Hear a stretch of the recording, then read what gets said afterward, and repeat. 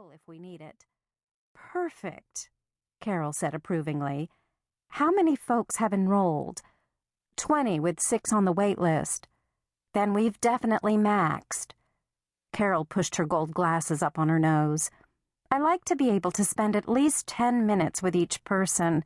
When there's more than 20, somebody gets shortchanged. We went back inside, where I picked up Carol's suitcase. Let's take a look at your bedroom.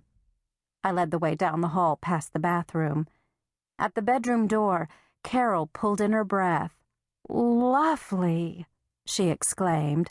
China, this is perfect. I'm going to love it here. I hoped so. I've invested a great deal of time and thought in the decorating project and love the way it's turned out. An antique 4-poster bed made up with lavender-scented sheets and covered with a Texas star quilt and a scattering of pillows, a polished mahogany dresser and rocking chair, a red and blue braided rug on the gleaming oak floor, wood shutters at the windows, even a small television set and VCR. And since the cottage is at the very back of the lot, away from the street, there's almost no noise, except, of course, for Miss Lula, the yappy little dog, as old and crotchety as her owner, who lives on the other side of the alley.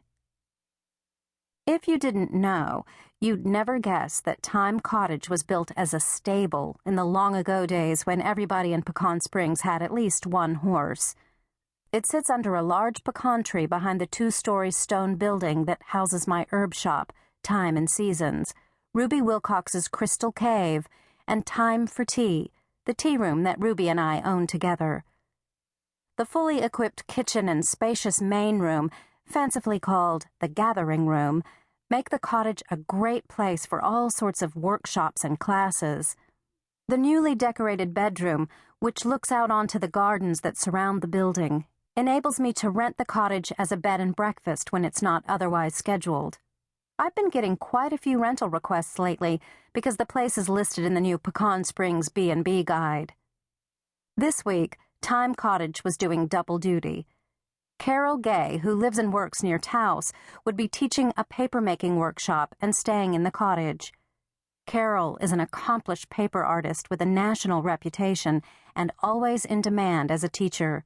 I was only able to get her because she's a friend of Ruby's, so I was glad the accommodations pleased her. I showed her the bathroom, then asked, "What else do we need to do before Saturday's workshop? Do you have everything you need?" "Most of it," Carol said. "I'll set things up on Friday, but since tomorrow's only Thursday, I'm taking the extra day to relax. Oh, there is one thing, though. If you know where to find a few yucca plants, I'll collect some leaves. Yucca makes great paper, and since it's easy to find in this area, I want to show people how to work with it." "Sure," I said. "There are quite a few yuccas along the railroad tracks. If you'll come to the shop about 8:30, we can drive over there." I'm usually at the shop just after 8, which gives me time to get a few things done, sweeping, dusting, even some garden work, before customers start showing up at 10. Owning your own business has plenty of pluses, but sleeping until noon isn't one of them.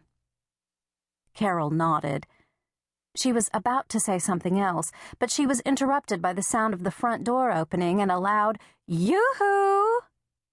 "We're coming, Ruby," I yelled, and we went back down the hall to the gathering room, where, with bubbly squeals, Ruby and Carol, friends since they met at a yoga retreat a couple of years ago, fell into an enthusiastic embrace.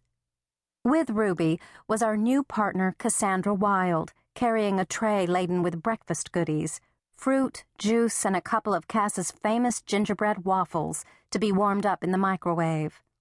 Cass had also included a small pitcher of dark agave nectar for the waffles. It's made from the heart of the wild agave plant and is higher in fructose than sugar-based syrups or honey.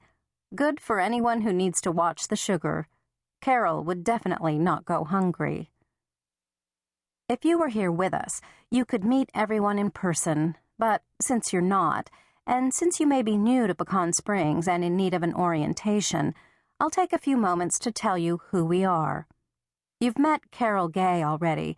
She's the diminutive one, wiry and sturdy, with muscles developed from years of pounding plant fiber and toting buckets of pulp.